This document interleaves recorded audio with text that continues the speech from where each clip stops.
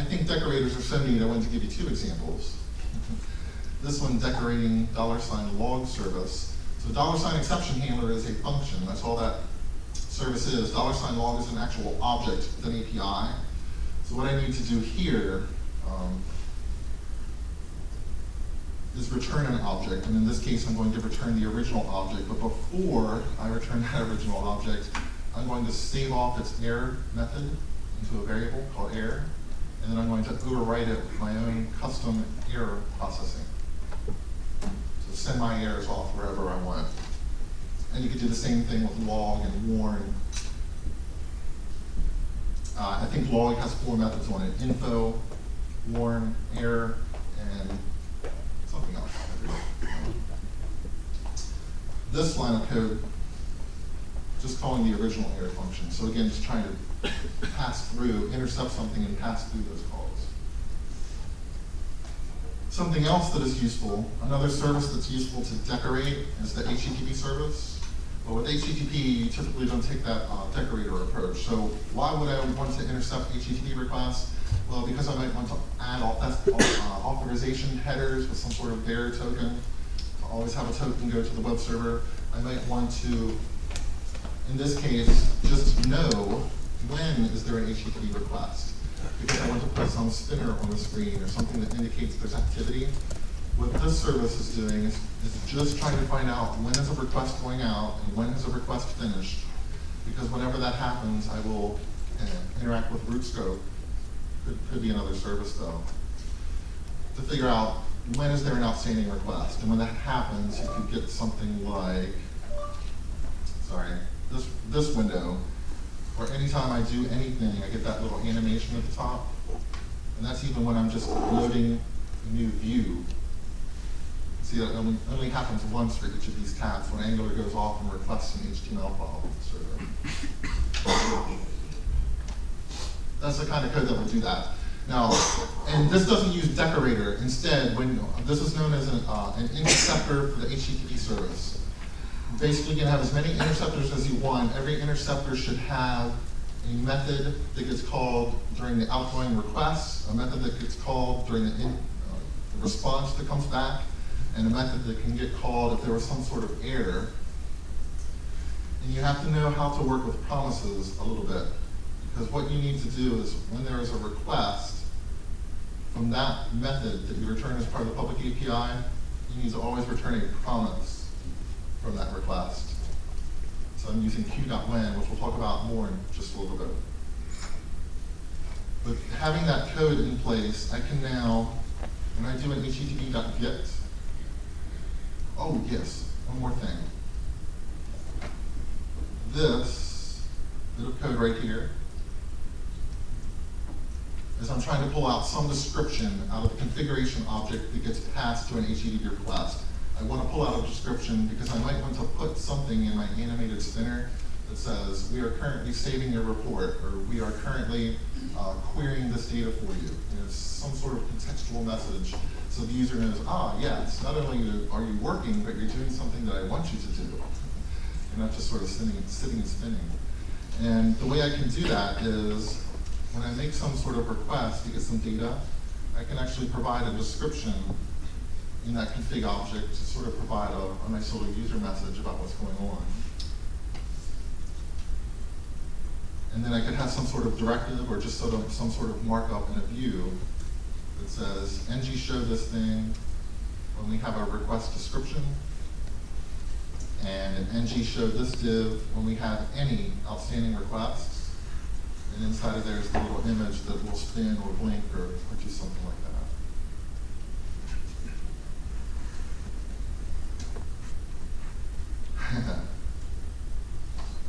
Please don't do this. I've seen this so many times in Angular code. You're working with promises. Okay, here's a service, a method from a service, that what we need to do is we need to invoke this method to get data source type. So imagine you're building some sort of report builder application like this, and when I come in to define a new data source, I want to find out what are my available types. In this case, there's only one, but you could have SQL Server, Excel, MySQL, MongoDB, a list of all sorts of things. But I need to call back to the server to get that list because only the server knows what the available data source types are. And not only do I want to call back to the data source, but those types are hardly ever updated. They're updated maybe once a month. So we'd like to do some caching so that we're not always calling to the server to get data source types. Once we have those data source types, we want to cache them somewhere. So what this method is trying to do is saying, oh, if we already have the list of data sources, I just want to use those data sources. And I'll return a promise that will resolve with that list of data sources that we have. And in order to do this, I needed to inject the queue service. I needed to create a new deferred object. And the truth is, I didn't need to do any of that. I didn't need to create a deferred object. I'll show you what the solution to that is in just a second. The other place where I've seen promises abused are inside of here. Okay, first I'm going to get something from that URL. And when I get the response, I might want to do some manipulation. In this case, I'm just getting response.data. But again, I'm dealing with this fresh deferred object that I created and returning a promise. You can rewrite that whole thing a little bit simpler like this.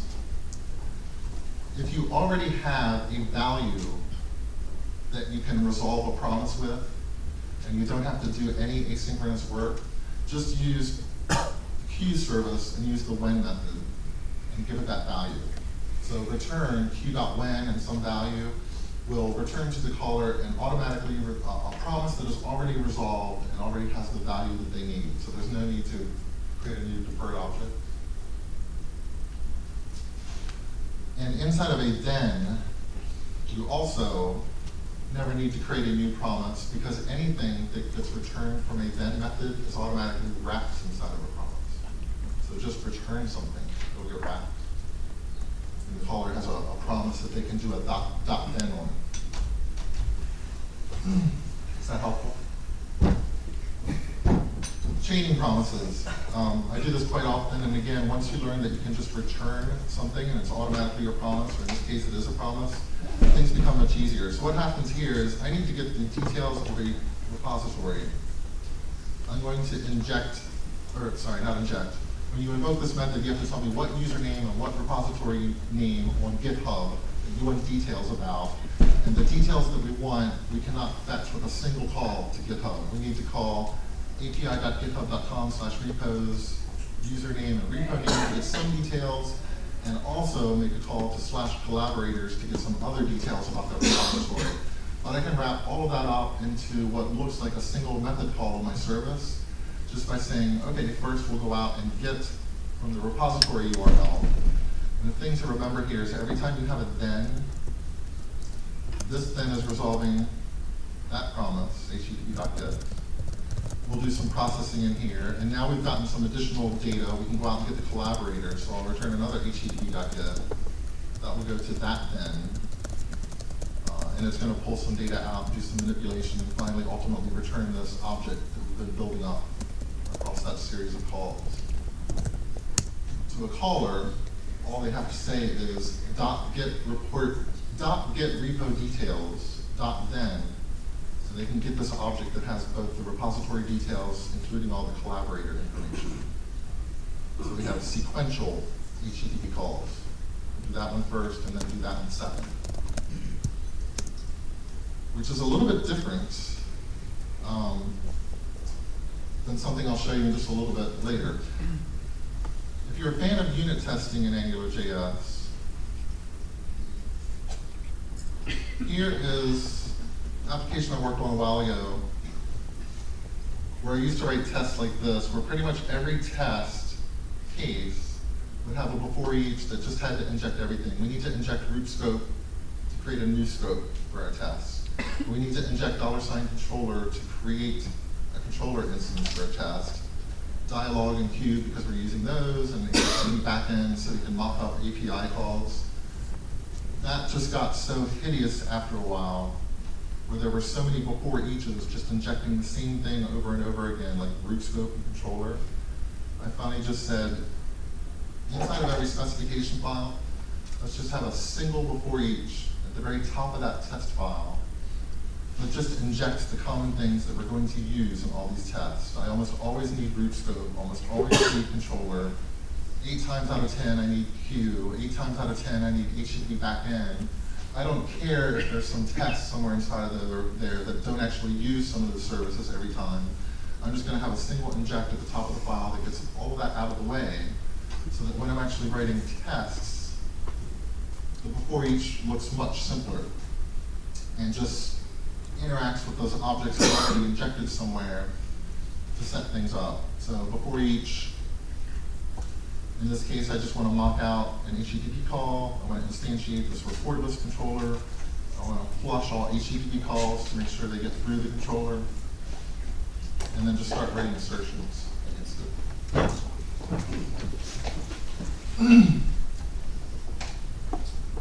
With that controller service, I've quite often seen people do this. When you instantiate a controller, you pass in the name of the controller, and then you pass in the dependencies that it needs.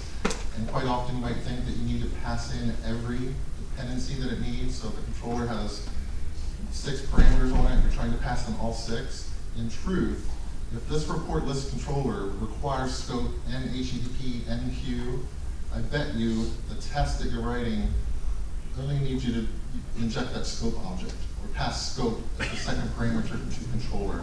Because what controller will do is it will use these variables that you specify in the second parameter as things that it makes sure that things that will get into the test without talking to the injector. But if it looks at that controller and sees it also needs these other 2 services, it will talk to the dependency injector and ask for them and get them and pass them into the controller. And with Angular, if you're using Angular mocks has already mocked up HTTP. It's already mocked out a whole bunch of services. And I don't need control over those things inside of a test. So I'm not going to pass them here. And that actually made some of my tests a lot less fragile, because now all of a sudden controllers could change. I could have them taking new things, and I didn't have to go into a whole bunch of tests and change this code to update this list of everything that a controller needs. Because all I really care about, perhaps in a test, is what happens on that scope object. I just want to invoke the controller, have that scope object that I created in my test, and then see what the controller did to it. Look at it afterwards. Invoke methods on it and see what else happens. A little bit controversial, but I have an application. Actually, let me flip over to some of the specifications that are in here. This is a snapshot of an application that I was working on many months ago that has since evolved to be much bigger. But here's an example of that, starting before each, that just injects everything, so that the other before eaches become much simpler. What I started to realize is that if I took the approach of truly wanting to isolate that controller by using mock services and stubs and things like that to isolate that controller, I was starting to feel that I was writing a lot of test code, and I wasn't sure about how the system would behave. As it turned out, what I really wanted to make sure that was working, what I wanted to be absolutely positive that would work, is how the controller interacts with that service and what that service is doing and giving back to the controller.